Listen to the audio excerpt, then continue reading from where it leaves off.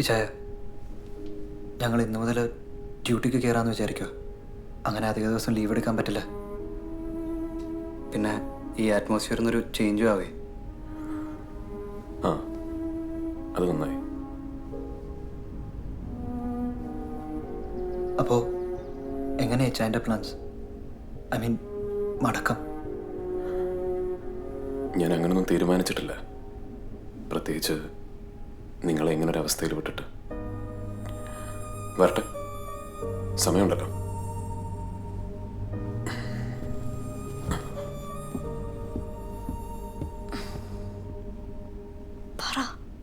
ഇതിൽ കൂടുതൽ എങ്ങനെ?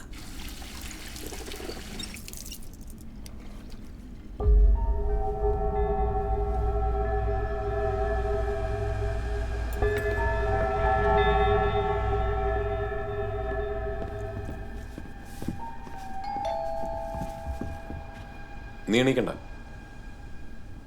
ഞാൻ നോക്കാം.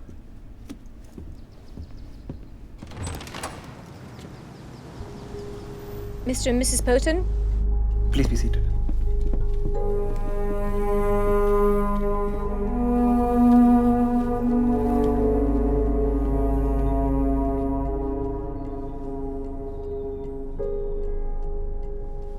We understand this is a very tough time for you, but we appreciate if you'd answer a few questions for us. Please go ahead. Mrs. Potten, we would like you to go through this list and tell us if your daughter has any friends or acquaintances that we are yet to know about. Sure. What about the van? Excuse me? The van in which they took her. Have you found it? And you are? That's Adam, my brother. Mr. Adam, this is a police investigation in progress. We will let you know as soon as we know the whereabouts of the vehicle. Is that a no, ma'am? ഇച്ചായ, please, I am sorry.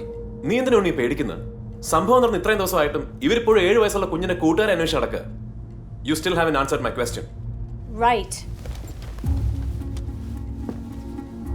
Mr. and Mrs. Poten, we're thoroughly within our rights to have you summoned down to the police station for this. Thought we played the Good Samaritan, but obviously, this isn't working out well. 10 a.m. tomorrow at the North Bank Police Station, and this time for your sake. I hope you do not have company.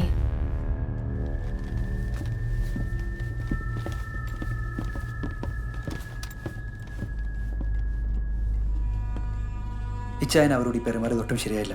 നാളെ ഞങ്ങളാ ഇതിന്റെ പേര് ബുദ്ധിമുട്ടാൻ പോകുന്നത്. എടാ, നീ കേട്ടില്ലേ അവർ ഓരോ ചോദ്യങ്ങൾ? അവരിപ്പോഴും കുഞ്ഞിന്റെ ഇച്ചായന്റെ തോന്നല. നമ്മുടെ നാട്ടിലെ പോലീസ് ഫോളോ ചെയ്യുന്ന സിസ്റ്റം അല്ല ഇവിടുത്തെ പോലീസിൻ്റെത്. ഇച്ചായൻ ആദ്യം മനസ്സിലാക്കുക. പിന്നെ അവര് ഞങ്ങളെ കാണാൻ ഇവിടെ വന്നത്. അവിടെ കയറി അഭിപ്രായം പറയാൻ പോയിട്ട് ഈ റൂമിൽ ഇച്ചായന്റെ പ്രസൻസ് പോലും ഉണ്ടാവാൻ പാടില്ലായിരുന്നു.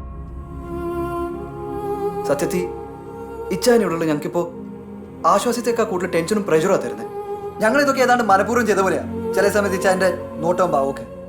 ഞാൻ സ്വപ്നത്തിൽ പോലും അങ്ങനെയൊന്നും ആലോചിച്ചിട്ടില്ലേ. പിന്നെ എന്റെ ഭാഗത്ത് നിങ്ങൾക്ക് എപ്പോഴേലും അങ്ങനെ ഫീൽ ചെയ്തിട്ടുണ്ട്? I am sorry. നാട്ടിലേക്കുള്ള എൻ്റെ ഓപ്പൺ ഐറ്റനറിയുടെ ഡീറ്റെയിൽസ് ഞാൻ തരാം. അവൈലബിൾ ആയിട്ടുള്ള ഏറ്റവും അടുത്ത ഡേറ്റിന് നീ എൻ്റെ റിട്ടേൺ ടിക്കറ്റ് ബുക്ക് ചെയ്തോ. ഞാൻ തിരിച്ചു പോയിക്കോളാം.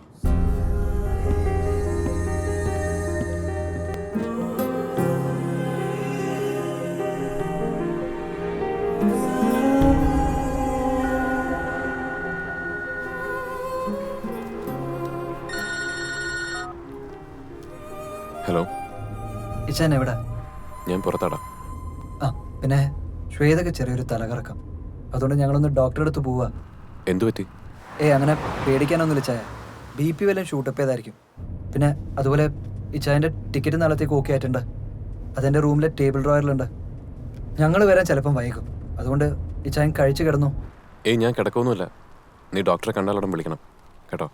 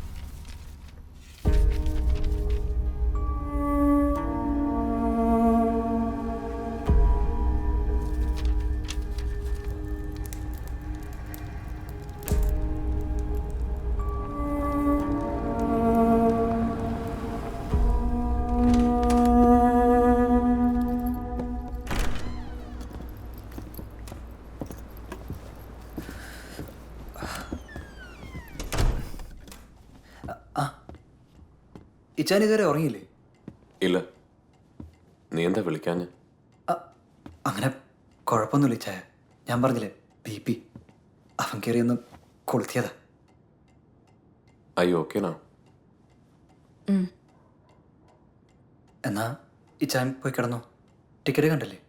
നാളെ രാവിലെ 10 മണിക്ക് ഗ്ലാസ്ഗോയിൽ നിന്നാണ് ഫ്ലൈറ്റ്. ഒരു 6 മണിക്കേലേ ഇറങ്ങണം. Good night. ഞാൻ നാളെ പോകുന്നില്ല ഉണ്ണി. എനിക്കറിയണം ഇളയ്ക്ക് എന്താ സംഭവിച്ചതെന്ന്. നമ്മുടെ അമ്മച്ചി ആര് എന്തിനു കൊന്നുവന്ന്. അതിപ്പോൾ ഇച്ചായനെ മാത്രമല്ലല്ലോ, നമുക്ക് എല്ലാവർക്കും അറിയേണ്ട കാര്യങ്ങളാണ്. പിന്നെ ഞാൻ പറഞ്ഞല്ലോ, ഇവിടുത്തെ പോലീസ് ഫോഴ്സ് വളരെ ഇൻ്റലിജൻറ്റാണ്. എത്രയും പെട്ടെന്ന് അവർക്കിതെല്ലാം കണ്ടെത്താൻ കഴിയുന്ന എൻ്റെ പ്രതീക്ഷ. ആയിക്കോട്ടെ, വളരെ നല്ലത്. എൻ്റെ ഒരു സമാധാനത്തിന് അങ്ങനെ എന്തെങ്കിലും കണ്ടെത്തുന്നവരെ ഞാൻ ഈ നാട്ടിൽ തുടരാൻ തീരുമാനിച്ചു. പിന്നെ നിങ്ങൾക്ക് എൻ്റെ പ്രസൻസ് എന്ന പോലെ അമ്മച്ചിയുടെ ഇളയുടെ ഓർമ്മകളുള്ള ഈ വീട്ടിൽ കഴിയുന്നത് എനിക്കൊരു വീർപ്പുമുട്ടല. അതുകൊണ്ട് നാളെ മുതൽ ഞാൻ ഇവിടുന്ന് പുറത്തോട്ടോട്ടെങ്കിലും ഷിഫ്റ്റ് ചെയ്യാമെന്ന് വിചാരിക്കുക. ഇച്ചാൻ എന്തൊക്കെയായി പറയുന്നേ? അതുകൊണ്ട് എനിക്ക് ഇതുവരെ മനസ്സിലായില്ലേ? ഇച്ചായൻ എന്തൊക്കെയോ മനസ്സിൽ വെച്ചോണ്ടാ ഈ സംസാരിക്കുന്നത്. മനസ്സിൽ വെച്ച് സംസാരിക്കുന്നതും പെരുമാറുന്നൊന്നും ഞാനല്ലല്ലോ ശ്വേത. നീയും ഇവനൊക്കെ അല്ലേ? അല്ലേ പിന്നെ റോയൽ എഡിൻബറ ഹോസ്പിറ്റലിൻ്റെ CT സ്കാൻ റിപ്പോർട്ട് എൻ്റെ എയർ ടിക്കറ്റിൻ്റെ ചോട്ടി തിരികെ വെച്ചിട്ടായിരിക്കില്ലല്ലോ നീ പ്രഗ്നൻ്റ് ആണെന്ന വിവരം എന്നെ അറിയിക്കുക. ഇല്ല ചായ, ഈ ഒരു സിറ്റുവേഷനിൽ ഇച്ചായനോട് പറയാനൊരു മടി. അതുകൊണ്ടാണ്. മരിക്കുന്നവരെ നമ്മുടെ അമ്മച്ചി വിവരം അറിഞ്ഞിട്ടില്ലായിരുന്നു അല്ലടാ. ഏതായാലും ഉടൻ സ്കോട്ട്ലൻഡ് വിടുന്നില്ല എന്നെൻ്റെ തീരുമാനത്തിന് മാറ്റമൊന്നുമില്ല. അതുപോലെ നാളെ ഇവിടുന്ന് ഷിഫ്റ്റ് ചെയ്യണമെന്നുള്ള തീരുമാനത്തിനും